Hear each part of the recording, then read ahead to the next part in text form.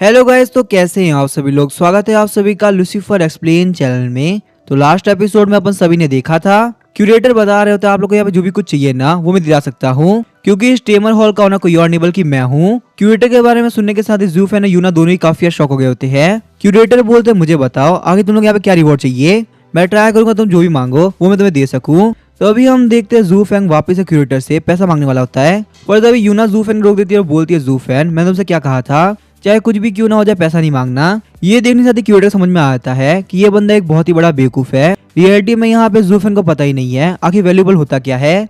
Curator बोलते हैं zoo Fang तुम्हें देख के लगा तुम्हें नहीं पता तुम्हें यहाँ पे क्या रिवॉर्ड चाहिए। टेंशन मतलब मैं यहाँ पे तुम्हारे लिए ना एक बहुत ही कमाल का रिवॉर्ड ढूंढूंगा, और जो कि तुम्हारे पास में स्नो डायर वुल्फ है तो मैं तुम्हारे स्नो डायर वुल्फ के लिए वो सारे मटेरियल दूंगा जिसे वो फर्स्ट एवोल्यूशन कर सके। शौक होते हुए दोनों ही सोच रहे होते हैं हमने यहाँ पे ये इमेजिन नहीं किया था। सच में यहाँ पे ये रिवॉर्ड काफी कमाल का है। ज़ू फैन सोच रहे सच में यहाँ पे ये रिवॉर्ड काफी कमाल का है। इस रिवॉर्ड के साथ मैं नोवा को इवॉल्व कर पाऊंगा, और जो लिंजियन सिटी में कंपटीशन होने वाला है ना वहाँ पे सारे लोग देखेंगे कि आखिर मैं कितना पावरफुल हूँ।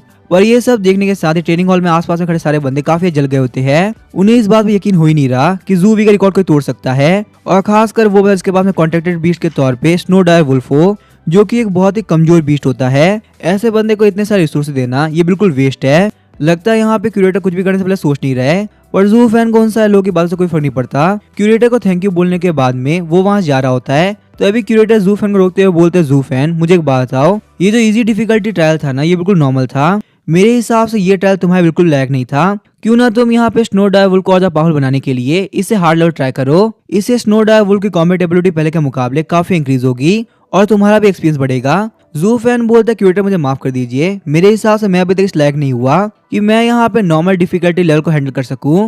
अभी मुझे यहाँ पे इजी डिफिकल्टी लेवल के अंदर काफी प्रैक्टिस करनी होगी, उसके बाद ही मैं कुछ सोच पाऊंगा। तभी क्यूरेटर बोलते ज़ू फैन टेंशन मत लो, मैं तो बस मजाक कर रहा था। तुमने अभी अभी यहाँ पे इजी डिफिकल्टी लेवल को पार किया है तो एंजॉय करो। वैसे तुम यहाँ पे तो नॉर्मल डिफिकल्टी लेवल के लायक नहीं बनते, तब तक इजी डिफिकल्टी लेवल के अंदर प्रैक्टिस करते रहो। जैसे ही मैं फ्री होऊंगा ना तुम्हारा ट्रायल देखने के लिए पक्का से आऊंगा। मुझे लगता है तुम एक ऐसे बच्चे हो जिसके ऊपर ध्यान देना काफी जरूरी है। क्यूरेटर बोलते ठीक है मुझे बहुत इंपॉर्टेंट काम है, अब मैं यहाँ जा रहा हूँ। वहीं हम देखते हैं नॉर्मल डिफिकल्टी लेवल को मना करने की वजह से ज़ू फैन काफी एम्बेरस हो गया होता है। हालांकि यहाँ पे ज़ू फैन का नॉर्मल डिफिकल्टी लेवल को चूज ना करने का रीजन कुछ और था। उसे अभी तक ये बात पता नहीं थी कि नोवा के साथ में क्या हो रहा है। अभी के लिए यहाँ पे नॉर्मल डिफिकल्टी लेवल में ना जाके अपने आप को लो प्रोफाइल रखना काफी ठीक रहेगा। अगर मैं बहुत ही स्पीड से आगे बढ़ूंगा ना तो सारे लोग काफी शक हो जाएगा, ना सिर्फ मेरे ऊपर बल्कि नोवा के आइडेंटिटी के ऊपर भी। हालांकि ज़ू फैन का ये सोचना काफी गलत था।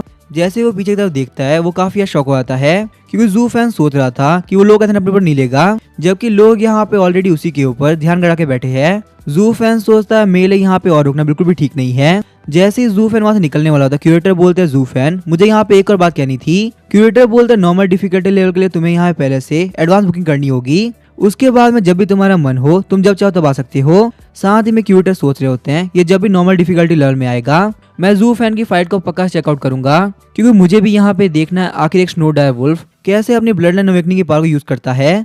आज से पहले मैंने किसी भी स्नो डायर वुल्फ को ये सारा काम करते हुए नहीं देखा। नेक्स्ट डे हम लोग को वापस से टेमर हॉल का सीन दिखाया जाता है। इजी डिफिकल्टी लेवल अरीना के बाहर बहुत सारे लोग इकट्ठा हो गए होते हैं, क्योंकि ज़ू फैन वहाँ फाइट करने के लिए अरीना में एंटर किया होता है। उन सारे लोगों का ध्यान वहाँ पे स्क्रीन के ऊपर ही होता है ताकि वो लोग ज़ू फैन की फाइट को बिल्कुल ध्यान से देख सके। वो लोग वहाँ बात कर रहे होते हैं। अभी तक मुझे यकीन नहीं हो रहा कि ज़ू फैन जिसके पास में एक स्नो डायर वुल्फ है वो फर्स्ट प्लेस पे आ गया। आखिर एक इतना वीक कॉन्ट्रैक्टेड बीस्ट ये काम कैसे कर सकता है। दूसरा बंदा बोलता है मैं भी ये बात नहीं मान सकता, उसने पक्का चीटिंग करी होगी। आखिर यहाँ पे एक स्नो डायर वुल्फ की पावर इतनी कैसे हो सकती है। अगर हम लोग को यहाँ पे ज़ू फैन को सारे लोग सामने एक्सपोज करना है ना तो हम लोग को ये फाइट ध्यान देखनी होगी, हम लोग को रियलिटी का पता चल जाएगा। और साथ ही में उन सारे लोग के मन के अंदर बहुत ही इनसिक्योरिटी भी थी, क्योंकि अगर यहाँ पे ज़ू फैन उन लोग के सामने स्नो डायर वुल्फ जैसे कमजोर बीस्ट के साथ में जीत जाएगा, इसका मतलब ज़ू फैन के अंदर कोई ना कोई बात है और वो लोग खुद बहुत ज्यादा बेवकूफ कमजोर है, क्योंकि इतने स्ट्रॉन्ग बीस्ट होने के बावजूद भी वो लोग कुछ नहीं कर पा रहे।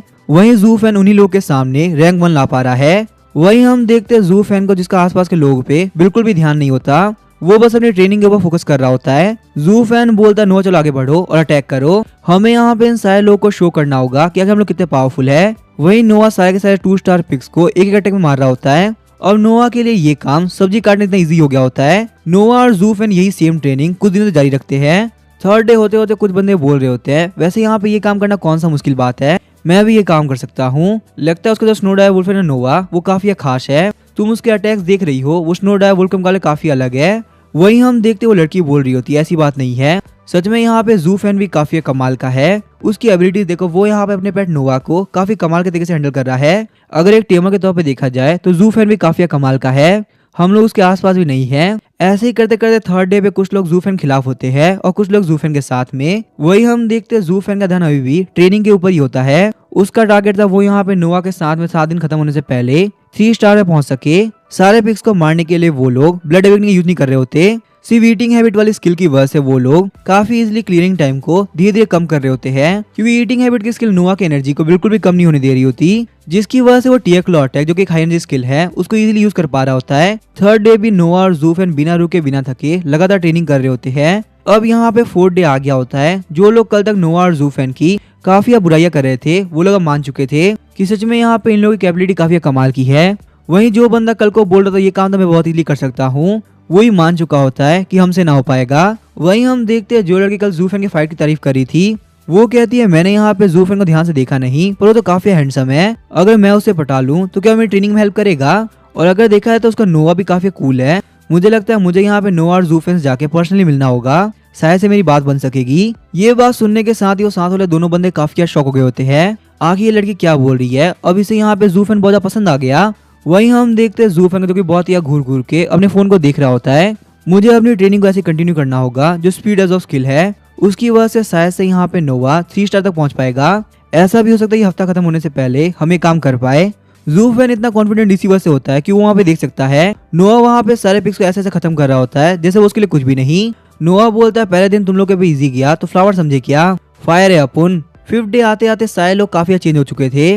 अब यहाँ पे उन लोग को नोवा और जू फैन की ट्रेनिंग देखने में काफी मजा आ रहा था। हम लोग को तो अब यहाँ पे ऐसा फील हो रहा है जू फैन की ट्रेनिंग देखे बिना हम लोग का दिन पूरा नहीं होगा। जू फैन इतना कमाल का स्पीड टेमर और नोवा इतना कमाल का स्पीड बीस्ट है ना कि हमारा फोकस सिर्फ उन्हीं के ऊपर रहता है। हमें यहाँ पे इन लोगों पर ध्यान देना होगा क्योंकि आगे चल के हम बोल पाएंगे जब जू फैन अपनी नीचे स्टेज पे था तब हमने उसको देख रखा है। अब उन लोगों ने यहाँ पे ये भी सोच लिया था हम लोग के बीच बिल्कुल फालतू है, उन लोगों के ऊपर टाइम वेस्ट करने से कोई फायदा नहीं। हम लोग भी नॉर्दर्न या ईस्टर्न पार्ट में जाएंगे और वहां से एक स्नो डायर वुल्फ लेके आएंगे। भले ये बीस्ट काफी कॉमन होते हैं पर इन लोगों की फाइटिंग टेक्निक काफी कमाल की है। शायद से हम लोग भी यहाँ पे जू फैन और नोवा की तरह काफी पावरफुल बन पाए। वो लोग वहाँ बिल्कुल पागलों की तरह जू फैन को एडमायर कर रहे होते हैं। वो उन दोनों के एडमायर करने का तरीका उस लड़की के मुकाबले काफी कम होता है। आज हम देखते हैं वो लड़की जू फैन और नोवा को चीयर करने के लिए पूरी तैयारी करके आई होती है। उसको इस तरीके से देखने के साथ ही वो दोनों बंदे काफी शॉक हो गए होते हैं। लेकिन हम देखते हैं वो दोनों बंदे भी सेम उसी तरीके से चीयर करना स्टार्ट कर देते हैं। एक टाइम पे जो लोग जू फैन और नोवा के काफी खिलाफ थे और वो लोग जू फैन और नोवा को इतना एडमायर कर रहे हैं कि उन लोगों को चीयर करने के लिए रोज उनकी ट्रेनिंग देखी जा रही है।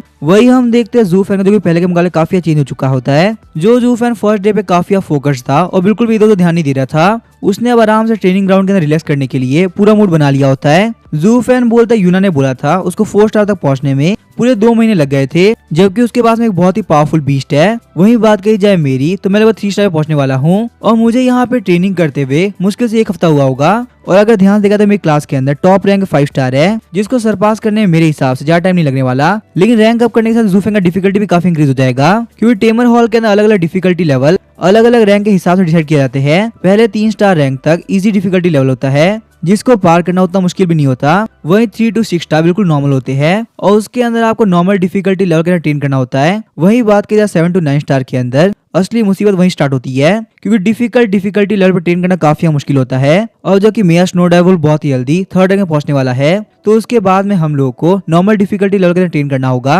वैसे ये चीज मेरे लिए काफी फायदा भी करेगी, क्योंकि इससे हम लोग और भी जल्दी रैंक अप करेंगे। हालांकि हम लोग को पता चल चुका है एरेना के अंदर कहां से कौन सा मॉन्स्टर आ रहा है, इसी वजह से हम लोग के लिए ये ट्रायल बहुत ही इजी हो गया। अगर हम लोग को और भी जल्दी जल्दी डेवलप करना है ना, तो या फिर तो स्नोफील्ड या फिर डंजन के अंदर जाना होगा, जिससे यहाँ पे नोवा की ग्रोथ और भी स्पीड से हो पाएगी। हालांकि डंजन बहुत ही खतरनाक होते हैं और वहाँ पे लाइफ के जाने का खतरा भी बहुत ज्यादा होता है। और अगर बात करें ट्रायल्स के मुकाबले तो डंजन के अंदर फायदा भी बहुत ज्यादा होता है। क्रिएटर और बाकी सारे लोग बहुत ही कम बेनिफिट देते हैं। वहीं डंजन के अंदर आपका लक और आपकी मेहनत, आपको जो मिल गया वो आपका हुआ। बहुत ही जल्दी हमारा स्कूल मिलिट्री ट्रेनिंग रखने वाला है, उसके अंदर मुझे मौका मिलेगा डंजन्स को एक्सप्लोर करने का। टाइम मिलने के साथ ही हम लोग पकड़ डंजन के अंदर जाएंगे, ताकि हम लोग वहाँ पे एक्सप्लोर कर सके, ट्रेन कर सके और बेनिफिट पा सके। वहीं हम देखते हैं नोवा को, जो कि अभी वुल्फ से फाइट कर रहा होता है। एक्चुअली में वो यहाँ वुल्फ को मार नहीं रहा होता, बल्कि उन लोगों को चेस कर रहा होता है। ये सब देखने के बाद जू फैन काफी चिढ़ गया होता है। नोवा आखिर तुम कर क्या रहे हो, हम लोग यहाँ पे रैंक अप करने के लिए आए हैं, ना कि यहाँ पे इन पिक्स के पीछे भागने के लिए। एक नॉर्मल डॉग की तरह बिहेव करना बंद करो और सही से फाइट करो। हमें यहाँ पे जल्दी से फिनिश कर घर भी जाना होगा,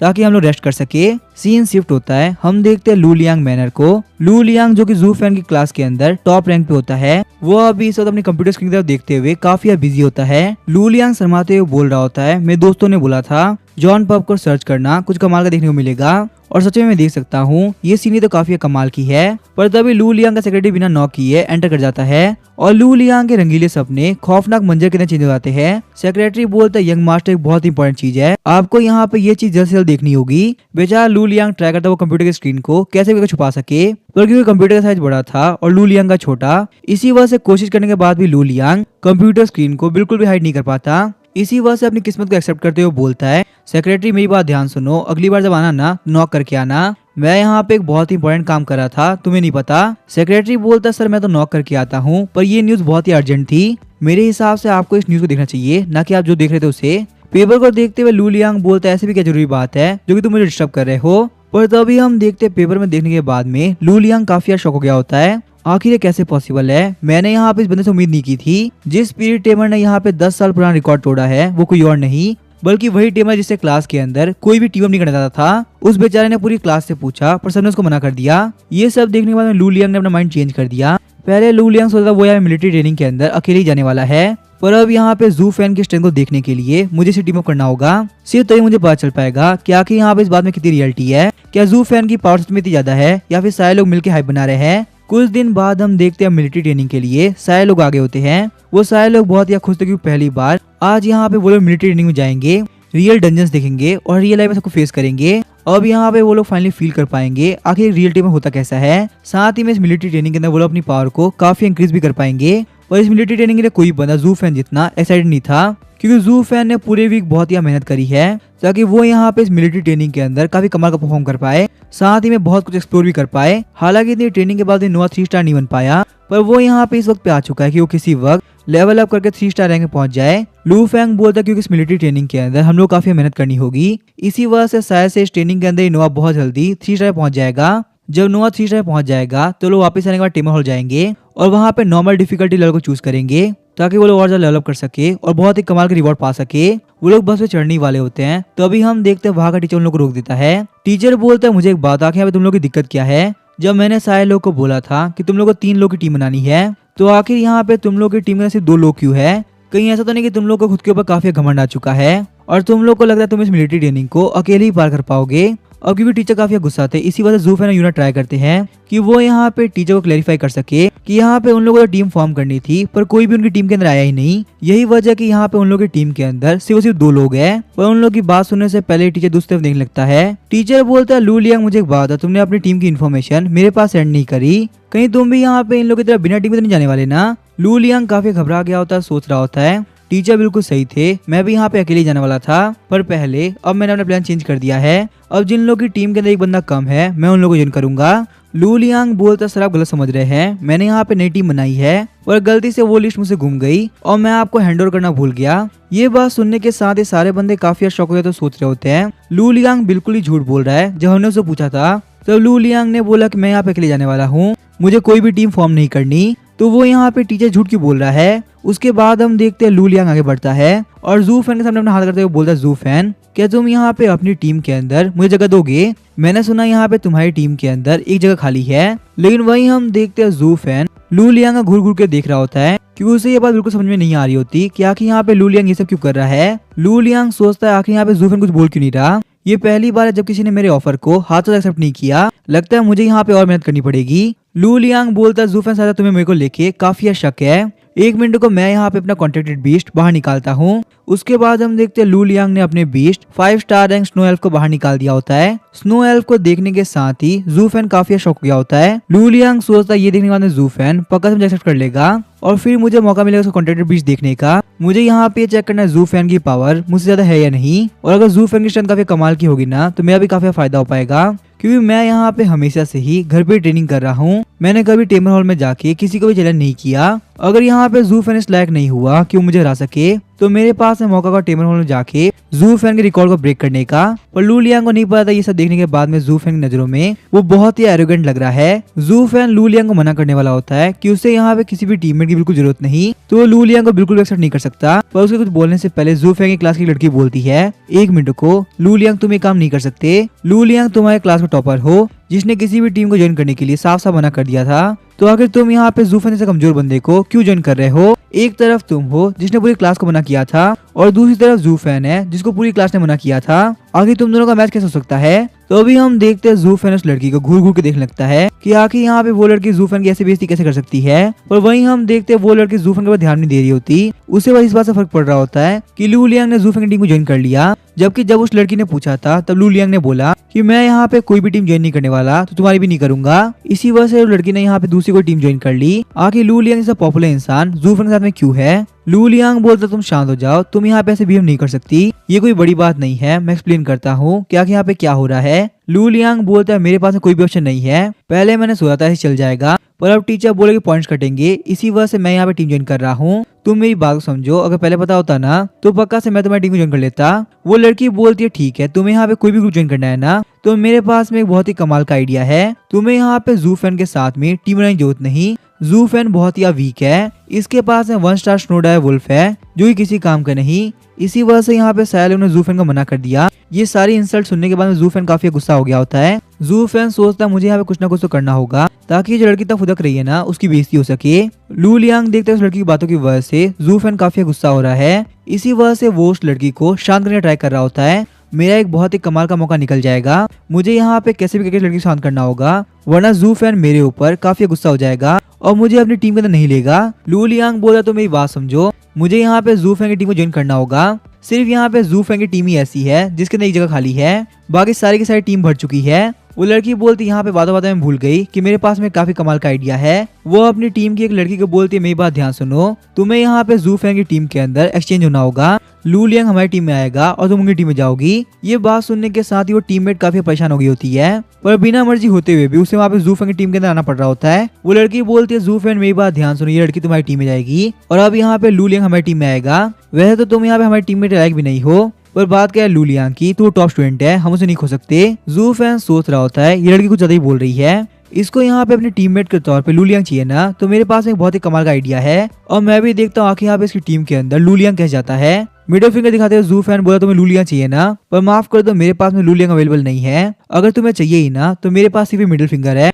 और तुम खुद देख लो आगे से क्या करना है। उसके बाद हम देखते हैं जू फैन यूना की तरफ देखता है कि हम लोग यहाँ पे लू लियांग टीम के अंदर रख ले। यूना बोलती है मुझे यहाँ पे लू लियांग से ना कोई भी दिक्कत नहीं है, तुम चाहो तो टीम के अंदर रख सकते हो। उसके बाद जू फैन बोलता है लड़की मुझे माफ कर दो, पर अब यहाँ पे लू लियांग, जू फैन और यूना एक टीम बन चुके हैं और हमने अपने पेपर्स को ना टीचर को भी दे दिया है, तो हम चाह के भी इस टीम को चेंज नहीं कर पाएंगे। माफ करना लू लियांग अपनी टीम में लेने का सपना तुम्हारा पूरा नहीं हो पाएगा, लेकिन कोई बात नहीं, मेहनत करती रहो, नेक्स्ट टाइम ट्राई करना, शायद से तुम्हारा मौका लग जाए। ये बात सुनने के साथ ही वो लड़की काफी चिढ़ गई होती है, उसे अपने आंखों यकीन नहीं हो रहा होता कि आखिर यहाँ पे लू लियांग कर क्या रहा है। उसने एक ऐसे बंदे को ज्वाइन कर लिया है जो कि बहुत ही कमजोर है और उसके पास में कॉन्ट्रैक्टेड बीस्ट के तौर पे 1 स्टार स्नोडायर वुल्फ है। वहीं हम देखते हैं जिस टीममेट का ट्रेड हो रहा होता है वो काफी खुश हो गई होती है, बहुत अच्छी बात है मैं बच गई, मुझे यहाँ पे जू फैन की टीम में नहीं जाना पड़ा, वरना मेरी जान के ऊपर बहुत ही बड़ा खतरा आया था। अब जबकि उस लड़के के पास कोई भी चॉइस नहीं होती तो वो गुस्सा करने के साथ अपने टीममेट को लेकर चली जाती है। जू फैन मैं तुम्हें बाद में देख लूंगी, तुमने आज जो भी कुछ किया है ना वो बिल्कुल भी सही नहीं किया।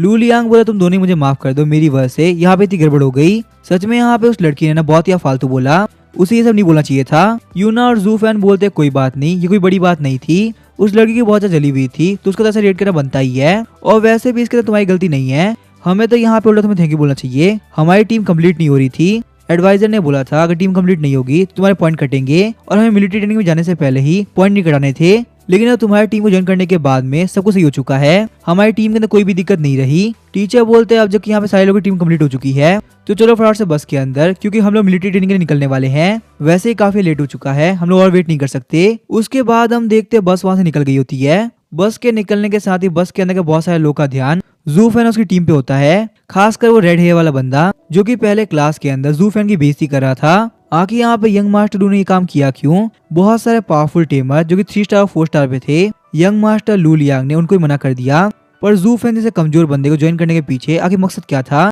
मुझे यहाँ पे कुछ समझ में नहीं आ रहा। बस मुझे यहाँ पे लू लियांग के ऊपर ना काफी ध्यान रखना होगा। पक्का से कोई ना कोई तो गड़बड़ है। क्या यहाँ पे ऐसा हो सकता है लू लियांग खुद को अच्छा दिखाने का भी मन करता हो, इसी वजह से उसने यहाँ पे कमजोर टीम को ज्वाइन कर लिया ताकि वो सारे लोगों को दिखा सके कि वो इन लोगों का सीवी बना हुआ है। लेकिन नहीं, ये बात नहीं हो सकती। मुझे यहाँ पे देख के नहीं लगता कि लू लियांग इतना अच्छा इंसान है। शायद से लू लियांग यहाँ पे कमजोर टीम को ज्वाइन करके ये शो करना चाहता है कि आखिर उसकी स्ट्रेंथ कितनी ज्यादा है कि वो एक कमजोर टीम के होने के बावजूद भी टॉप पे आ पाएगा। पर मुझे लगा सिर्फ इस बात के लिए यंग मास्टर लू लियांग इस कमजोर सी टीम को ज्वाइन करेंगे, क्योंकि वो यहाँ पे अकेले जाके भी शो कर सकते थे। उनका यहाँ पे जू फेंग की टीम को ज्वाइन करना जरूरी नहीं था। और वैसे भी यहाँ पे जू फेंग की टीम के अंदर भले ही जू फेंग कमजोर हो, पर जू फेंग के साथ में ऑलरेडी यूना है जिसके पास में एक 4 स्टार रैंक का बीस्ट है। क्या ऐसा हो सकता है यूना के पावरफुल बीस्ट की वजह से यंग मास्टर लू लियांग ने टीम ज्वाइन करी हो? पर अगर यहाँ पे ध्यान से देखा जाए तो यंग मास्टर लू लियांग का बीस्ट बहुत ही पावरफुल है और वो बहुत ही पहले से 5 स्टार पे है। वहीं यूना का बीस्ट अभी भी 4 स्टार बना है, तो दोनों के बीच का पावर गैप बहुत ज्यादा है। सिर्फ इस बात के लिए यंग मास्टर लू लियांग टीम को ज्वाइन नहीं करेंगे। इसके पीछे पक्का से कोई ना कोई दूसरा रीजन है। ऐसा भी तो हो सकता है कि जू फैन बहुत ही पावरफुल हो और वो अपनी स्ट्रेंथ को सारे लोग सामने हाइड कर रहा हो। वैसे भी यहाँ पे टेमर हॉल के अंदर टॉप रैंकिंग चेंज हुई है और उस बंदे का नाम भी जू फैन है। कहीं ऐसा तो नहीं ये दोनों जू फैन बिल्कुल सेम हो और ये बात यहाँ पे यंग मास्टर लू लियांग को पता चल गई हो? नहीं, यहाँ पे इन सारी बातों के अंदर ये तो बिल्कुल इम्पॉसिबल है और कोई भी रीजन सच हो सकता है, पर ये नहीं। जू फैन बहुत ही कमजोर है और उसके पास में एक स्नो डाई वुल्फ है। सिर्फ एक 2 स्टार स्नो डाई वुल्फ के साथ में क्लियर करना ही बहुत मुश्किल है। टॉप रैंक की तो बात ही छोड़ो। मुझे लगता है मुझे अपने दिमाग के ऊपर ना इतना जोर नहीं देना चाहिए। शायद से यहाँ पे ये सारा मैटर बिल्कुल कोइंसिडेंस के ऊपर है। सच में यहाँ पे मास्टर लू लियांग के पास में कोई भी ऑप्शन नहीं बचा होगा, इसी वजह से उन्होंने यहाँ पे टीम को ज्वाइन कर लिया। और साथ ही में जो टॉप रैंक वाला बंदा है ना, उसका और जू फैन का नाम बिल्कुल सेम है। इसी वजह से यहाँ पे जू फैन के बारे में गलतफहमी पालने की मुझे कोई जरूरत नहीं। जू फैन पूरी जिंदगी भी लगा देगा ना तो भी इतना पावरफुल नहीं हो सकता।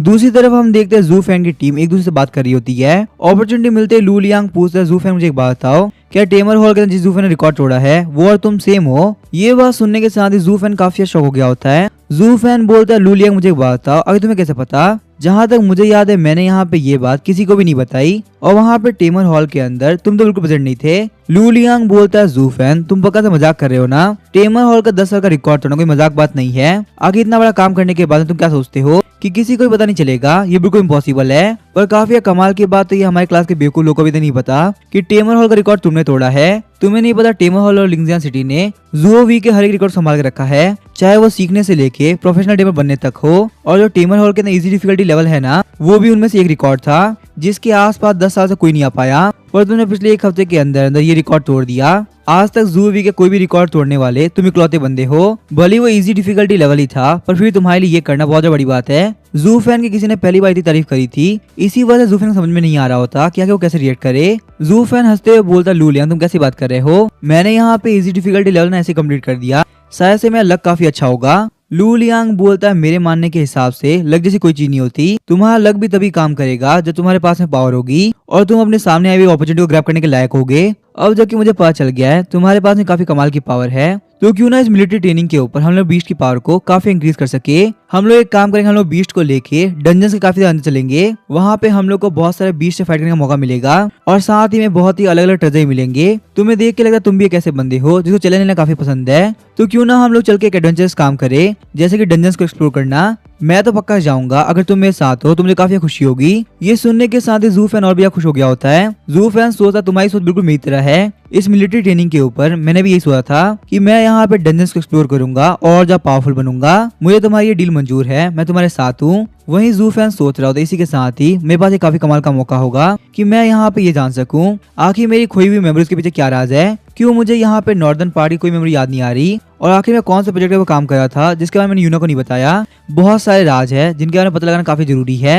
जू फैन आगे तुम्हारी रियलिटी क्या है? अभी जू फैन ये सब सोच रहा था, तभी हम देखते यूना काफी गुस्सा हो गई होती है। यूना बोलती यहाँ पे देख के लग रहा है जू फैन तुमने सिर्फ यहाँ पे लू लियांग की टीम बनाई है। तुम दोनों यहाँ पे एडवेंचर के बारे में बात कर रहे हो और तुमने मुझसे एक बार पूछा भी नहीं। क्या तुम लोग को नहीं? तो काफी गलत बात है। ये सब देखने के साथ ही जू फैन काफी परेशान हो गया होता है। घबराते हुए जू फैन बोलता है, यूना तुम ऐसा चलोगी क्या? हम लोग तो बस यहाँ पे डिस्कस कर रहे थे, ऐसा हो ही नहीं सकता कि हम तुम्हें छोड़ के चले जाएं। अगर तुम ऐसा चलोगी ना तो हमारी काफी हेल्प भी होगी, क्योंकि वैसे भी तुम्हारे पास में काफी स्ट्रॉन्ग बीस्ट है। यूना बोलती है, नहीं तुम लोग ही जाओ, मुझे वहाँ पे नहीं जाना। पर ध्यान रखना आगे चल के कोई भी डिसीजन खुद से मत लेना, क्योंकि वैसे भी हम लोग टीम है और क्योंकि मैं भी उस टीम का हिस्सा हूँ तो मेरा ओपिनियन मैटर करता है। जो करना है टीम के तौर पे करना है, नहीं तो नहीं करना। क्या तुम लोग को मेरी बात समझ में आ रही है? यूना की बात सुनने के साथ ही वो दोनों ही काफी घबरा गए होते हैं और बोलते हैं ठीक है यूना, टेंशन मत लो, हम जो भी काम करेंगे ना तुमसे पूछ के ही करेंगे, क्योंकि वैसे भी हम लोग टीम है और यहाँ पे इस मैटर को भी हम तुमसे डिस्कस करने वाले थे। उसके बाद जू फैन बोलता है यूना मुझे एक बात बताओ, यहाँ पे एक चीज देख के मैं काफी परेशान हो रहा हूँ और मुझे बिल्कुल समझ में नहीं आ रहा आखिर यहाँ पे ये चीज हो क्यों रही है।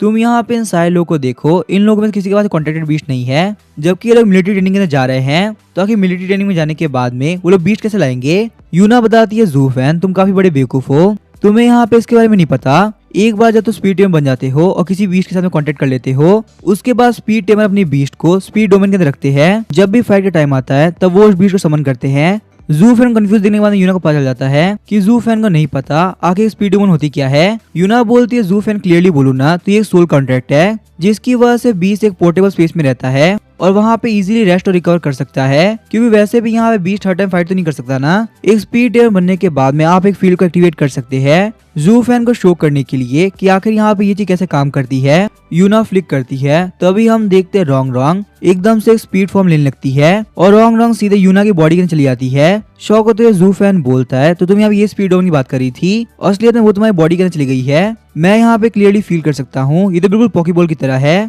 जिसके अंदर कोई पोकेमॉन जाकर आराम से रेस्ट कर सकता है और रिकवर भी कर सकता है। पर मैंने सुना है कि पोकेबॉल के अंदर का स्पेस काफी बड़ा होता है और उसके अंदर किसी पोकेमॉन को बिल्कुल भी दिक्कत नहीं होती, पर ये जो स्पीड डोमेन है ये सुनने में काफी छोटा लग रहा है। और आखिर मेरी बॉडी के अंदर कितना स्पेस होगा, जो सारे बीस्ट अंदर जाते हैं उन लोगों को सांस लेने में दिक्कत नहीं होती क्या। जू फैन बोलता चलो छोड़ो, वैसे मैं अभी तक ही सोच रहा हूँ वो स्पीड डोमेन जो भी स्पेस है उसके अंदर मैं तो नहीं जाने वाला, बल्कि जाएगा नोवा। उसके बाद जू फैन बोलता यूना मुझे एक बात बताओ, आखिर एक स्पीड डोमेन को ओपन करने के लिए हम लोग क्या करना होगा, मुझे यहाँ पे स्पीड डोमेन को ओपन करना सीखना है। यूना बोलती है जू फैन ये उतना ही मुश्किल नहीं है, अगर तुम अपनी सोल एनर्जी और सोल कॉन्ट्रैक्ट की हेल्प से स्पीड को गाइड करते हो तो किसी बीस्ट के अंदर सोल बॉन्ड है ना वो उनका स्पीड डोमेन क्रिएट कर लेगा। ये सब सुनने के साथ ही जू फैन काफी शॉक हो गया होता है। जू फैन सोचता स्पीड डोमेन काफी कमाल की चीज है, अगर इसके बारे में मुझे पहले पता चला जाता तो ये काफी कमाल की बात होती। लू लियांग बोलता वैसे मैं सही से बोलूं तो मेरे लिए स्पीड डोमेन बिल्कुल भी काम की चीज नहीं है, क्योंकि मेरा जो स्पीड बीस्ट है वो बहुत ही छोटा है और बिल्कुल भी स्पेस नहीं लेता, यहाँ तक इसे स्पीड डोमेन में नहीं बल्कि मेरी पॉकेट में रहना पसंद है। जू फैन बोलता पर मेरे पास में नोवा है जो कि बहुत ही शोर करता है और साइज में भी काफी बड़ा है। जू फैन बोलता नोवा मुझे एक बात था, क्या तुम्हें यहाँ पे सोल बॉन्ड फील हो रहा है। वहीं हम देखते नोवा को नहीं पता चल रहा होता आगे जू फैन क्या चाहता है, वो बिल्कुल ही क्लूलेस होता है कि जू फैन यहाँ पे सोल बॉन्ड क्रिएट करते हुए उसको स्पीड डोमेन के अंदर भेजना चाहता है ताकि नोवा वहाँ पे जाकर रेस्ट करे और उसको डिस्टर्ब ना करे। यूना हंसते हुए बोलते जू फैन तुम क्या बात कर रहे हो, तुमने यहाँ पे एक ऐसी बात कर दी ना जो नोवा के लिए बिल्कुल इम्पॉसिबल है। मैं मानती हूँ स्पीड डोमेन क्रिएट करना बहुत ही इजी होता है, पर इतना भी इजी नहीं जितना तुम सोच रहे हो। सोल बॉन्ड के बनने के बाद में स्पीड डोमेन बहुत जल्दी बन जाता है और एक कॉन्ट्रैक्टेड बीस्ट के साथ में सोल बॉन्ड बनाने में काफी टाइम लग सकता है। अगर मैं तुम्हारी बात करूं तो कम से कम 1 हफ्ता लग ही जाएगा। तुम्हारे पास वैसे भी स्नो डाई वुल्फ है, उसको सोल बॉन्ड क्रिएट करने में शायद से 1 हफ्ते से भी ज्यादा लग जाएगा। पर तभी हम देखते हैं यूना काफी शौक होते हुए बोलते आखिर कैसे पॉसिबल है। मैंने यहाँ पे इसकी उम्मीद बिल्कुल भी नहीं करी थी, क्योंकि हम देखते हैं जू फैन और नोवा ने सोल बॉन्ड के बारे में सुनने के साथ ही एक सोल बॉन्ड क्रिएट करना स्टार्ट कर दिया होता है। यहाँ तक कि सोल बॉन्ड की वजह से एक स्पीड डोमेन भी क्रिएट हो रही होती है। शौक होते हैं लू लियान बोलता है काफी कमाल की बात है, अभी अभी तुमने जू फैन को बताया क्या स्पीड डोमेन क्या होती है और उसने हाथों हाथ यहाँ पे स्पीड डोमेन क्रिएट भी कर ली। सच में नोवा और जू फैन बिल्कुल भी नॉर्मल नहीं है, इनमें कोई तो खास बात है। उसके बाद हम देखते हैं नोवा स्पीड लाइक फॉर्म में आ गया होता है और जू फैन की बॉडी के अंदर एंटर कर गया होता है। ये सब देखने के बाद में जू फैन भी काफी शौक हो गया होता है, बोलता है मैंने यहाँ पे ये चीज कभी इमेजिन नहीं करी थी। सच में यहाँ पे स्पीड डोमेन क्रिएट करने के बाद में मुझे काफी मजा आ रहा है। कंप्लीट करने के बाद में जू फैन बोला यूना तुमने तो बोला था कि मुझे यहाँ पे 1 हफ्ता लग जाएगा और ये प्रोसेस काफी मुश्किल होती है, पर ये तो ओपन हो गया। नोवा गया स्पीड डोमेन के अंदर, क्या यहाँ पे किसी किसी कंडीशन में स्पीड डोमेन जल्दी बन जाता है क्या। यूना बोलती है जू फैन नोवा काफी कमाल का है, इसी वजह से उसने यहाँ पे सोल बॉन्ड जल्दी क्रिएट कर लिया। यहाँ पे स्पीड डोमेन क्रिएट करने के लिए मैं तुम्हें कॉन्ग्रेचुलेट करती हूँ। साथ ही मनी मन में यूना काफी शौक होती है और सोच रही होती है आखिर ये कैसे पॉसिबल है। मैंने यहाँ पे जू फैन को बताया कि एक स्पीड डोमेन कैसे क्रिएट होती है और उसने 2 मिनट से भी कम टाइम के अंदर स्पीड डोमेन क्रिएट कर ली, जबकि मुझे अपना स्पीड डोमेन क्रिएट करने में पूरे 3 दिन लग गए थे। वहीं हम देखते हैं लू लियांग भी काफी शौक होता है, सोच रहा होता है मुझे अपना स्पीड डोमेन क्रिएट करने में पूरे 2 दिन लगे थे। वहीं जू फैन ने ये काम सिर्फ 2 मिनट के अंदर कर लिया। जू फैन में पक्का से कोई ना कोई तो बात है, पर जू फैन की जल्दी स्पीड डोमेन बनाने के बाद भी लू लियांग बिल्कुल भी नाराज और दुखी नहीं होता, बल्कि उल्टा वो काफी खुश होता है। मैंने यहाँ पे जू फैन के साथ में एक टीम क्रिएट करके बिल्कुल भी गलती नहीं करी। मिलिट्री ट्रेनिंग और आगे ये टीम मेरे काफी काम आएगी और मैं यहाँ पे जू फैन से काफी कुछ सीख भी पाऊंगा। उसके बाद उन लोग की जर्नी आगे बढ़ती है और उन लोग की जर्नी के बीच में कुछ नहीं होता। थोड़े टाइम बाद हम देखते हैं वो लोग मिलिट्री ट्रेनिंग कैंप में पहुंच गए होते हैं। मिलिट्री ट्रेनिंग कैंप के होते बहुत सारे मिलिट्री हाउसेज और मिलिट्री व्हीकल्स होते हैं और वहीं सिटी के क्लाइमेट के मुकाबले यहाँ का क्लाइमेट बहुत ही खतरनाक होता है। मिलिट्री के सारे लोग वहाँ पे अपने अपने काम में बिजी होते हैं। तो अभी हम देखते हैं वहाँ पे एक ट्रक आती है जिसके अंदर एक बहुत ही बड़े मोटर को लेकर जाया जा रहा होता है जो कि अभी अभी मारा गया होता है। उस व्हीकल के अंदर मिलिट्री के लोग बात कर रहे होते हैं। ये तो स्नोफील्ड एकेडमी के बच्चे हैं ना। ये तो बहुत अच्छी बात है कि स्नोफील्ड एकेडमी के बच्चे भी मिलिट्री ट्रेनिंग के अंदर इंटरेस्ट ले रहे हैं। आगे चल के इन सारे बच्चे और हमारी कंट्री को इससे काफी फायदा होगा। दूसरा सोल्जर बोलता है मेरे हिसाब से यहाँ बच्चों को लेकर बिल्कुल गलत है। वैसे भी स्नोफील्ड एकेडमी अपने बच्चों का बहुत ही ध्यान रखती है, इसी वजह से उनके बच्चों के ऊपर कोई मुसीबत आती ही नहीं। हम लोगों ने यहाँ पे सारे मॉन्स्टर्स को ऑलरेडी मार दिया है। तो अब यहाँ बच्चे जिससे फाइट करेंगे ना वो बिल्कुल नॉर्मल मॉन्स्टर है, जबकि जब ये लोग सोल्जर्स बनेंगे तब इन लोग के सामने इतनी छोटी मुसीबत नहीं आने वाली। तो मेरे हिसाब से उन लोग के लिए इजी टारगेट देना काफी खराब बात है। अगर यहाँ पे सिंपल में बोला जाए तो स्नोफील्ड एकेडमी उन लोगों को सिटी से बाहर कैंपिंग कराने के लिए आई है। यहाँ पे घुमाएगी, फिराएगी, खिलाएगी और भेज देगी। पहला सोल्जर बोलता है मेरे दोस्त ऐसी बातें मत करो, हमारा इस तरह का एटीट्यूड बिल्कुल भी अच्छा नहीं है, क्योंकि हम यहाँ पे जिन बच्चों की बेइज्जती कर रहे हैं ना शायद से वो कल को हमारे साथ ही बन सकते हैं। और वैसे भी हम यहाँ पे इन मॉन्स्टर को इसी वजह से मार रहे हैं ताकि बच्चे बिल्कुल सेफ रहे। यही बच्चे हमारा फ्यूचर है, अगर इनको कुछ हो गया तो बिल्कुल सही बात नहीं होगी। और हमें तो काफी प्राउड होना चाहिए कि हमारे कैंप के अंदर ये बच्चे बिल्कुल सेफ है। दूसरा सोल्जर बोलता है ठीक है मैं यहाँ पे तुम्हारी बात मान लेता हूँ, पर अगर कोई मुझसे कुछ पूछेगा ना तो मैं यहाँ पे झूठ तो नहीं बोलने वाला। वैसे हमारे काका के अंदर जो मॉन्स्टर है ना वो काफी बड़ा है, देख के लगता नहीं है कि बिल्कुल भी ये नॉर्मल मॉन्स्टर है। पहला सोल्जर बोलता तुम बात तो सही कह रहे हो, ये बिल्कुल भी ऑर्डिनरी लेवल का नहीं है, बट इसको क्लियरली देख के लग रहा है ये कि लाइट फीमेल वॉर्म है। सच में इसको हैंडल करना काफी मुश्किल था। दूसरा सोल्जर बोलता है क्या फर्क पड़ता है, चाहे ये कितना पावरफुल क्यों ना था, हमने इसको मार दिया और अब ये हमारे मिलिट्री कैंप के अंदर एक डेड बॉडी बन के पड़ा हुआ है और तुम यहाँ पे इस मैटर पे ज्यादा ध्यान मत दो। चलो यहाँ पे इस मॉन्स्टर को छोड़ने के बाद में हम लोग रेस्ट करते हैं। वैसे भी हम लोग यहाँ पे काफी टाइम से मेहनत कर रहे हैं। तो अभी हम देखते हैं बस के अंदर सारे बच्चे बाहर निकलते हैं। बाहर निकलने के साथ ही वो सारे लोग काफी शौक होते हैं, बोलते हैं यहाँ का टेम्परेचर काफी ठंडा है। वहीं पे जब वो लोग बड़े सेंटीपीड मॉन्स्टर को देखते हैं जिसको अभी भी मार के लाया गया होता है तो वो लोग काफी शौक हो जाते हैं। बाकी सारे बच्चे सेंटीपीड मॉन्स्टर को देखने के लिए निकल गए होते हैं, क्योंकि आज से पहले उन लोगों ने अपने सामने सेंटीपीड मॉन्स्टर कभी नहीं देखा था। वहीं हम देखते हैं जू फैन जो कि अपने काम में लग गया होता है। जू फैन वहाँ पे ट्राई कर रहा था कि नोआ को कैसे स्पीड वुमन से बाहर निकाले, क्योंकि उसे जानना था कि आखिर नोआ को स्पीड वुमन कैसा लगा और आखिर अंदर से स्पीड वुमन कैसा है। वहीं हम देखते हैं सारे बच्चे मॉन्स्टर के पास पहुंच गए होते हैं। जब वो लोग सेंटीपीड मॉन्स्टर को ध्यान से देखते तब उन लोगों को पता चलता है कि उसके अंदर से वहाँ पे ग्रीन कलर का लिक्विड बाहर निकल रहा है। और क्योंकि वो लोग स्नोफील्ड एकेडमी बच्चे थे तो लोग बिल्कुल बेवकूफ नहीं थे कि एक ऐसा पावरफुल मॉन्स्टर जिसके अंदर से थोड़ा बहुत कुछ अजीब लग रहा हो वो उसके पास में जाके चेक करे। इसी वजह से वो लोग डिसाइड करे थोड़ी दूरी से वो लोग सबको ऑब्जर्व करेंगे। पास में जाना शायद से काफी खतरनाक हो सकता है। जहाँ सारे बच्चों का ध्यान सेंटीपीड मॉन्स्टर पे होता है वहीं हम देखते हैं जू फैन नोवा के साथ में बात कर रहा होता है। जू फैन को पता चलता है जब नोवा स्पीड डोमेन के अंदर है तभी वो उससे बात कर सकता है। हालांकि क्योंकि अभी जू फैन और नोवा का लेवल काफी कम है, इसी वजह से स्पीड डोमेन भी काफी छोटी है, पर इतनी भी नहीं कि नोवा को दिक्कत हो रही हो। छोटी होने के बाद भी नोवा को स्पीड डोमेन काफी पसंद आई, इसी वजह से स्पीड डोमेन का साइज कोई बड़ा मैटर नहीं है। थोड़ी देर बाद हम देखते हैं सारे सोल्जर सेंटीपीड मॉन्स्टर के पास में आ गए होते हैं ताकि वो सेंटीपीड मॉन्स्टर को एग्जामिनेशन के लिए भेज सके। पर जैसे ही वो अपना काम स्टार्ट करने वाले होते हैं हम देखते हैं वहाँ पे एकदम से कुछ होता है। वो जो इलाइट वॉर्म क्वीन थी वो मूव करना स्टार्ट कर देती है। ये देखने के साथ ही वो सारे सोल्जर्स काफी शौक हो आते हैं। तो अभी हम देखते हैं इलाइट वॉर्म क्वीन का सेल टूट जाता है और उसके अंदर ग्रीन कलर का लिक्विड बाहर निकलने लगता है। उस ग्रीन कलर के लिक्विड को देखने के साथ ही सारे के सारे सोल्जर पीछे की तरफ हटने लगते हैं। पर तभी कुछ ऐसा होता है जिस वजह से सारे सोल्जर और भी ज्यादा शौक हो जाते हैं। आखिर ये कैसे पॉसिबल है, इलाइट वॉर्म क्वीन तो मर गई थी ना। हम देखते हैं इलाइट वॉर्म क्वीन के अंदर से बहुत सारे सेंटीपीड मॉन्स्टर बाहर निकल लगते हैं। इतने सारे सेंटीपीड मॉन्स्टर बाहर निकलने की वजह से उस मिलिट्री कैंप के अंदर बहुत ही दिक्कत हो गई होती है। सोल्जर्स को समझ में नहीं आ रहा होता कि आखिर वो लोग कैसे बिहेव करे। वहीं हम देखते हैं जो बच्चे सेंटीपीड मॉन्स्टर को दूर से ऑब्जर्व कर रहे थे उन लोगों की काफी फट जाती है और वो लोग अपनी जान बचाने के लिए बहुत ही स्पीड से भागने लगते हैं। पर उन सारे बच्चों में से एक लड़की बहुत ही घबरा गई होती है। उन सेंटीपीड मॉन्स्टर को देखने के बाद में वो खुद को बिल्कुल मूव नहीं कर पा रही होती। मेरे पैरों ने काम करना बंद कर दिया है, प्लीज मुझे कोई सेव करो, ये सेंटीपीड मॉन्स्टर मुझे मार डालेंगे। काफी अजीब बात तो ये थी, सेंटीपीड मॉन्स्टर उन सारे बच्चों के डर को महसूस कर पा रहे थे।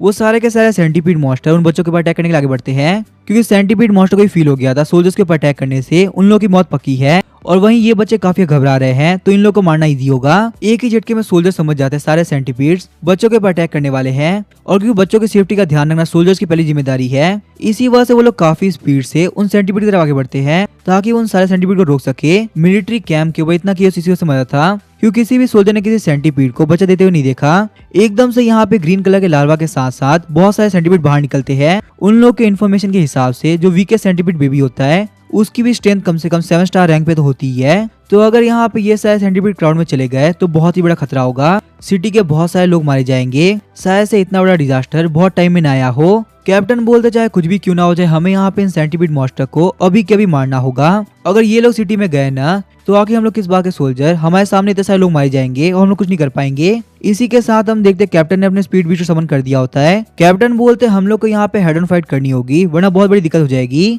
पर चाहे वो लोग कितना भी ट्राई क्यों ना कर ले, वहाँ पे सोल्जर्स काफी कम थे और सेंटीपीड मॉन्स्टर काफी ज्यादा। इसी वजह से वहाँ पे कुछ सोल्जर सेंटीपीड मॉन्स्टर को ब्लॉक कर रहे थे और वहीं कुछ बच्चों ने बच्चों की सेफ्टी का ध्यान रख रखा था। वहीं हम देखते उसी लड़की को जो कि पहले ही डर के मारे वहीं पे खड़ी हो गई थी। वो वहाँ पे खड़े खड़े सारे लोगों से बोल रही थी प्लीज मुझे बचाओ, मैं यहाँ पे खुद की बॉडी को मूव नहीं कर पा रही। उस लड़की की मौत के काफी नजदीक थी। हम देखते वहाँ पे एक सेंटीपीड मॉन्स्टर उनके ऊपर अटैक करने ही वाला होता है, पर इससे पहले वो अटैक हो पाता हम देखते वहाँ पे नोवा आ गया होता है। नोवा आगे बढ़ते वो सेंटीपीड मॉन्स्टर को काफी खतरनाक टैकल मारता है। तो अभी हम देखते हैं लू लियांग उस लड़की के पास जाता है और बोलता है तुम ठीक तो हो ना, तुम्हारे ऊपर वो सेंटीपीड मॉन्स्टर अटैक करने वाला था तो आखिर तुम वहाँ से भागी क्यों नहीं। वो लड़की बोलती है पता नहीं क्या हुआ, मैं अपनी बॉडी को मूव नहीं कर पा रही थी। वह तुम लोग के हेल्प के लिए थैंक यू, अगर तुम लोग यहाँ पे नहीं होते ना तो पक्का से मारी गई होती। वहीं हम देखते हैं ज़ूफ और यूना दोनों ही उस बीस्ट के ऊपर अटैक करने के लिए आगे बढ़ गए होते हैं। अपने सामने के सीन को देख के लू लियांग काफी शॉक होता है क्योंकि उसके सामने जो सेंटीपीड मॉन्स्टर होते हैं ना वो कम से कम 7 स्टार पे होते हैं और वहीं देखा है लू फैंग को तो वो सिर्फ 2 स्टार पे है और फिर भी इतने खतरनाक सेंटीपीड मॉन्स्टर से फाइट करते वो स्माइल कर रहा है। ऐसा लगता है वो शुरुआत से चाहता था कि उसकी फाइट हो सके। मुझे तो यहाँ पे ये नहीं पता चल रहा इतना बड़ा गैप होने के बावजूद भी वो फाइट क्यों कर रहा है। क्या मैं इसे बहुत ज्यादा ब्रेव कहूँ या फिर बहुत ही बड़ा बेवकूफ। लेकिन यहाँ पे एक बात तो क्लियर है, ज़ू फैन के मन के अंदर इस सेंटीपीड मॉन्स्टर को लेके बिल्कुल भी डर नहीं है और यही सेम उसके बीच नोवा के लिए भी है। एकदम फियरलेस होकर नोवा इस सेंटीपीड मॉन्स्टर सामने खड़ा है जैसे कि वो जब चाहे तब सेंटीपीड मॉन्स्टर को मार सके। वहीं यूना को भी किसी डर नहीं लगता चाहे सामने कोई भी खड़ा हो। यूना के बोलने के साथ ही रॉन्गन सेंटीपीड मॉन्स्टर के ऊपर एक काफी खतरनाक अटैक कर देती है जिस वजह से सेंटीपीड मॉन्स्टर की आंखें ब्लॉक हो गई होती है और वो वहाँ पे कुछ भी नहीं देख पा रहा होता। यूना को पता था कि वो बस यहाँ पे ज़ू फैन को सपोर्ट कर सकती है क्योंकि उसकी रॉन्ग साइज में बहुत ज्यादा छोटी है और हेड ऑन फाइट नहीं कर सकती। ज़ू फैन को भी पता था कि रॉन्ग सिर्फ हेल्प कर सकती है। इसी वजह से ज़ू फैन बोलता नोवा तैयार हो जाओ ये हमारी बारी है। आगे बढ़ते हुए इस कमीने सेंटीपीड मॉन्स्टर के ऊपर टीयर को अटैक करो। ये कमीना बचना नहीं चाहिए, इसको भी तो पता चले कि आखिर ये यहाँ पे किसके सामने आया है। तो अभी हम देखते हैं नोवा अपने किंग सोरा को एक्टिवेट करने के साथ ही सेंटीपीड मॉन्स्टर के ऊपर एक काफी खतरनाक टीयर को अटैक करता है ताकि वो उन लोगों को एक ही बार में नॉक कर सके। उस अटैक की वजह से हम देखते हैं सेंटीपीड मॉन्स्टर पीछे गिरता है पर स्मोक के क्लियर होने के साथ ही हम देखते हैं सेंटीपीड मॉन्स्टर वापिस से खड़ा हो गया होता है और वो अब पहले के मुकाबले काफी गुस्से में भी होता है। वहाँ पे क्लियरली देख के पता चल रहा होता है नोवा के इतने खतरनाक अटैक के बावजूद भी सेंटीपीड मॉन्स्टर के सेल के ऊपर एक छोटा सा स्क्रैच पड़ा होता है। इससे यहाँ पे ये बात तो क्लियर हो गई थी सेंटीपीड मॉन्स्टर को हराना उतना भी आसान नहीं होने वाला जितना कि ज़ू फैन की टीम ने सोचा था। ज़ू फैन उसकी टीम सोच रहे होता कि हम लोग करें क्या, हमारे अटैक इस कमीने सेंटीपीड मॉन्स्टर के ऊपर बिल्कुल भी काम नहीं कर रहे हैं और यहाँ बहुत सारे सेंटीपीड मॉन्स्टर है, हम लोग शायद ही फाइट कर पाएंगे। लेकिन एक बात तो पक्की चाहे कुछ भी क्यों ना हो जाए हम लोग यहाँ से भाग नहीं सकते। अगर हम लोग यहाँ से भागे और इनमें से एक भी सेंटीपीड मॉन्स्टर सिटी के अंदर चला गया तो पूरी की पूरी सिटी के अंदर बहुत ही खतरनाक केओस मच जाएगा, बहुत सारे लोग मारे जाएंगे और हम लोग देखते हुए कुछ नहीं कर पाएंगे। अपने सामने अपनी लिनजियांग सिटी को हम लोग ऐसे खत्म होते नहीं देख सकते, हमें कुछ ना कुछ तो करना ही होगा। वो तीनों ही डिसाइड कर लेते हैं चाहे यहाँ पे कुछ भी क्यों ना हो, उन लोग कितनी भी चोटें आए, चाहे उन लोग जान खतरे में क्यों ना बढ़ जाए, वो लोग यहाँ पे सेंटीपीड मॉन्स्टर से फाइट करेंगे। हम देखते हैं लू लियांग ने उस लड़की को सेफली छोड़ दिया होता है और उसके बाद में ज़ू फैन और यूना के साथ में फाइट को ज्वाइन कर लिया होता है। जब मैंने यहाँ पे तुम लोग की टीम ज्वाइन करी ली है तो चाहे कुछ भी क्यों ना हो जाए मैं तुम लोग अकेले फाइट नहीं करने दूंगा। वैसे भी हम लोग की टीम है, जो करेंगे साथ में करेंगे वरना नहीं करेंगे। अपनी स्नो एल्फ को समन करने के साथ ही उसने वहाँ पे स्नो सॉन्ग नाम की स्किल को एक्टिवेट कर दिया होता है। स्नो सॉन्ग स्किल की वजह से नोवा और रोंगडोंग दोनों की पावर काफी बढ़ गई होती है। एक्सप्लेन करते हैं लू लियांग बोलता है मैंने यहाँ पे तुम लोग की बीस्ट की पावर क्यों इंक्रीज करी, जबकि मेरा बीस्ट 5 स्टार पे है, अगर मैं अटैक करूंगा तो काफी खतरनाक अटैक होगा। तुम लोग यही सोच रहे हो ना। अगर मैं सही से कहूँ तो रियलिटी बात ये है मेरा जो बीस्ट है वो एक सपोर्ट टाइप बीस्ट है। इसका मतलब अगर यहाँ पे अटैक करने की बात करी जाए तो उसका अटैक तुम लोग के बीस्ट के मुकाबले उतना खतरनाक नहीं होगा। तो मैं यहाँ पे सिर्फ तुम लोग को सपोर्ट कर सकता हूँ, डायरेक्टली खुद अटैक नहीं कर सकता। मुझे उम्मीद है हम तीनों मिलकर सेंटीपीड मॉन्स्टर को पक्का से हरा पाएंगे। शौक होते हो दोनों ही बोलते ठीक है हम तैयार है, हमें यहाँ पे इसके कोई भी दिक्कत नहीं। वह सही सही का तुम्हारा स्नो एल्फ को देख के लगता नहीं है कि वो एक सपोर्ट टाइप बीस्ट है। उसके बाद हम देखते हैं रोंग रोंग और नोवा दोनों ही अटैक कर रहे होते हैं और स्नो एल्फ अपनी स्किल की हेल्प से उन लोगों को सपोर्ट कर रही होती है। वहीं हम देखते हैं डर के हमारे सारे बच्चे काफी स्पीड से भाग रहे होते हैं। तो अभी उन लोगों का टीचर बोलता है बच्चों शांत हो जाओ, बिल्कुल भी टेंशन मत लो, मैं यहाँ पे हूँ ना, तुम लोग कुछ नहीं होने दूंगा, चाहे कुछ भी क्यों ना हो जाए, मुझे यहाँ पे इन बच्चों को सेव करना होगा। ये लोग काफी घबराए हुए हैं। इन लोग के सामने यहाँ पे 7 स्टार सेंटीपीड मॉन्स्टर है जो कि बहुत ही खतरनाक होते हैं। उसके बाद हम देखते हैं टीचर ने अपने कॉन्टेक्टेड बीस्ट स्नो ईगल को समन कर दिया होता है। स्नो ईगल को भेजते हुए बोलते हैं चलो फटाफट अटैक करो, हमें यहाँ पे इन सेंटीपीड मॉन्स्टर को ब्लॉक करना होगा। बच्चों की सेफ्टी स्नोफील्ड एकेडमी के लिए सबसे ज्यादा मायने रखती है, चाहे यहाँ पे हम लोग खत्म ही क्यों ना जाना पड़े, हम लोग बच्चों को सेव करेंगे। दूसरी तरफ हम देखते हैं जू फैन की फाइट को, जहाँ पे सेंटीपीड मॉन्स्टर जू फैन के ऊपर अटैक करने के लिए आगे बढ़ रहा होता है ताकि वो जू फैन को एक ही अटैक करके कच्चा चबा सके। लू लियांग बोलता है सेंटीपीड तुम्हें क्या लगा तुम मेरे टीममेट को इतनी इजीली मार सकते हो, क्या मैं बैठे बैठे हलवा खाऊंगा। उसके बाद हम देखते हैं लू लियांग अपनी कंपेनियन स्किल स्नो स्टॉर्म को एक्टिवेट करता है, जिसकी वजह से स्नो एल्फ हवा के अंदर ऊपर चली गई होती है और वहाँ पे काफी खतरनाक स्नो स्टॉर्म आता है जो कि सारी जगह ऊपर तक खींचने लगता है। ये सब देखने के साथ ही जू फैन भी काफी शॉक हो गया होता है, आखिर यहाँ पे हो क्या रहा है, मैं ऊपर तरफ क्यों जा रहा हूँ। थोड़ी देर बाद ही हम देखते हैं वहाँ पे काफी खतरनाक स्नो का धमाका होता है, वहाँ की सारी चीजें स्नो के अंदर आ गई होती है। वो सेंटीपीड मॉन्स्टर भी दूर जगह कोने में गिरा होता है। वहीं ये सब देखने के बाद में जू फैन भी काफी शॉक हो गया होता है। अभी यहाँ पे थोड़ी देर पहले लू लियांग ने बोला था कि उसका एक सपोर्ट टाइप बीस्ट है और उसके बीस्ट का ऑफेंसिव अटैक बिल्कुल भी पावरफुल नहीं है। मैं तो बस ये सोच रहा हूँ अगर ये अटैक पावरफुल नहीं है तो अभी कौन सा अटैक पावरफुल होता है, लेकिन मैं यहाँ पे खड़े खड़े सोच नहीं सकता। ये मेरे लिए एक बहुत ही कमाल की अपॉर्चुनिटी है। नोआ चलो आगे बढ़ो और सेंटीपीड के ऊपर काफी खतरनाक अटैक करो। याद रखना अटैक वहीं पे होना चाहिए जहाँ पहले किया था, ताकि सेंटीपीड मॉन्स्टर के बचने का कोई चांस ना हो। वहीं हम देखते हैं इस बार का टीयर क्लॉ अटैक काम कर गया होता है। सेम जगह पे अटैक करने की वजह से शेल टूट गया होता है और उसके अंदर से खून भी बाहर निकल रहा होता है। थोड़े टाइम पहले तक जो सेंटीपीड मॉन्स्टर इन लोग सामने इनविंसिबल था वो अब यहाँ पे इन लोग सामने धूल चाटता हुआ जमीन के ऊपर पड़ा हुआ है। ये सीन देखने के साथ ही वो तीनों ही काफी शौक हुए होते हैं। फाइनली हम लोग यहाँ पे सेंटीपीड मॉन्स्टर को इंजर्ड कर पाए यूना के दूर से अटैक करने की वजह से और लू लियांग के बफ की वजह से। फाइनली हम लोगों ने यहाँ पे इस कमीने सेंटीपीड मॉन्स्टर को इंजर्ड कर ही दिया। क्या यहाँ पे ये सेंटीपीड मॉन्स्टर खत्म हो चुका है या फिर हम लोग को इस कमीने से और फाइट करनी होगी? यही बात को श्योर करने के लिए जू फैन अपना फोन बाहर निकालता है। जू फैन वहाँ पे उस सेंटीपीड मॉन्स्टर के स्टैट चेक करता है। हालांकि यहाँ पे सेंटीपीड मॉन्स्टर खत्म तो नहीं हुआ पर हमारे अटैक की वजह से इसको एक काफी खतरनाक डैमेज पहुंचा है। पर वहाँ पे स्टैट चेक करने की वजह से जू फैन को एक बहुत ही कमाल की चीज पता चलती है कि सेंटीपीड मॉन्स्टर के पास में किसी भी तरह की लॉन्ग डिस्टेंस स्किल नहीं है। इसका मतलब ये सेंटीपीड मॉन्स्टर आपके ऊपर सिर्फ क्लोज रेंज पे अटैक कर सकता है। अगर आप इसे थोड़ा दूर रहोगे तो इसके अटैक आपके काम नहीं करेंगे।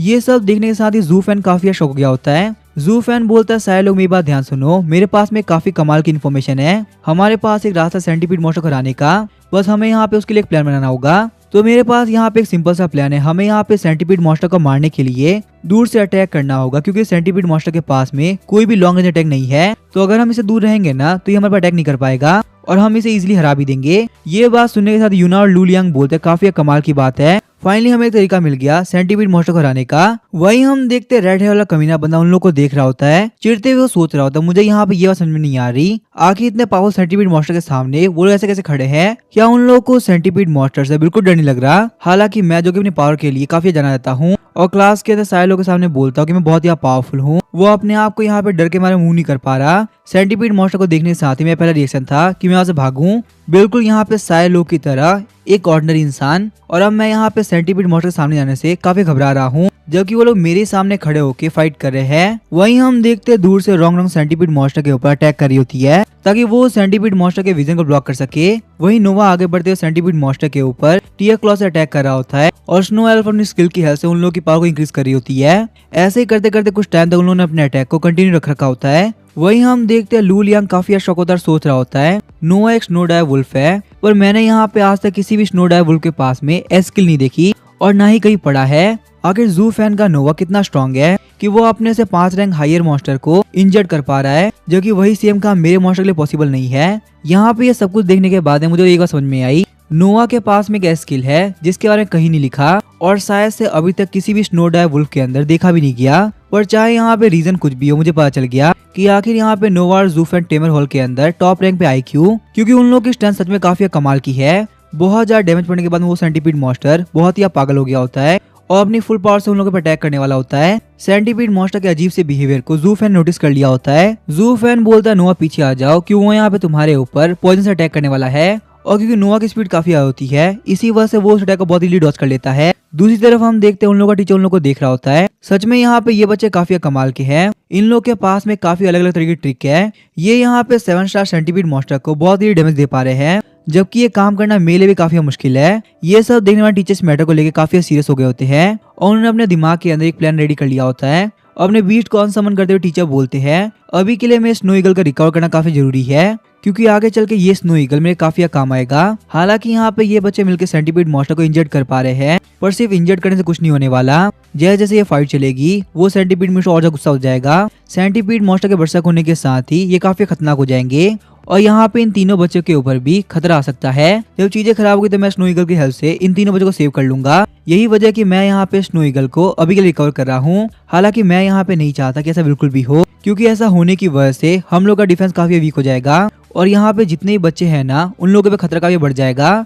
वहीं हम देखते हैं उस बस के अंदर सारे बच्चे छुपे हुए होते हैं। उनमें से एक लड़की बोलती है, वो देखो लू लियांग फ्रंट लाइन फाइट कर रहा है। शौक होते हुए पहले वाली रेड वाली लड़की बोलती है, आखिर यहाँ पे ऐसा कैसे हो सकता है, कहीं टीचर का दिमाग खराब तो नहीं हो गया। वो यहाँ पे यंग मास्टर लू लियांग को अभी तक लेके क्यों नहीं आए। लू लियांग यहाँ पे खतरे में है और कोई भी कुछ नहीं कर रहा। पर तभी हम देख रहे हैं अपने सामने का सीन देखे वो काफी शौक हो जाती है। असलियत में यहाँ पे लू लियांग बच नहीं रहा, बल्कि वो सेंटीपीड मॉन्स्टर फाइट कर रहा है। और अगर सही से देखा तो उसने यहाँ पे सेंटीपीड मॉन्स्टर को काफी डैमेज भी दे दिया है। जू फैन की टीम के अटैक हर तरफ से आ रहे होते हैं, इसी वजह सेंटीपीड मॉन्स्टर के लिए उन लोग के अटैक से बच पाना काफी मुश्किल होता है। पर जैसा कि टीचर को डर था, वो सेंटीपीड मॉन्स्टर अपने बरसक मोड में आ गया होता है, जिस वजह से सेंटीपीड मॉन्स्टर की स्पीड डबल हो गई होती है। वो वहाँ पे उन तीनों के आसपास काफी स्पीड चक्कर लगाने लगता है, ताकि एकदम से उन लोगों पे अटैक कर सके और उन लोगों का बचने का मौका ना हो। जैसे ही वो उन लोगों पे अटैक करने वाला होता है, हम देखते हैं उन तीनों के पेट आगे बढ़ते हुए सेंटीपीड मॉन्स्टर पे अटैक करते हैं, ताकि वो लोग वहाँ पे सेंटीपीड मॉन्स्टर के अटैक को ब्लॉक कर सके। पर वो जो सेंटीपीड मॉन्स्टर था उसने अपना टारगेट लॉक कर लिया था और वो यहाँ पे यूना के ऊपर अटैक करने वाला था। वहीं हम देखते हैं जू फैन और लू लियांग के पास भी रिएक्ट करने का मौका नहीं होता।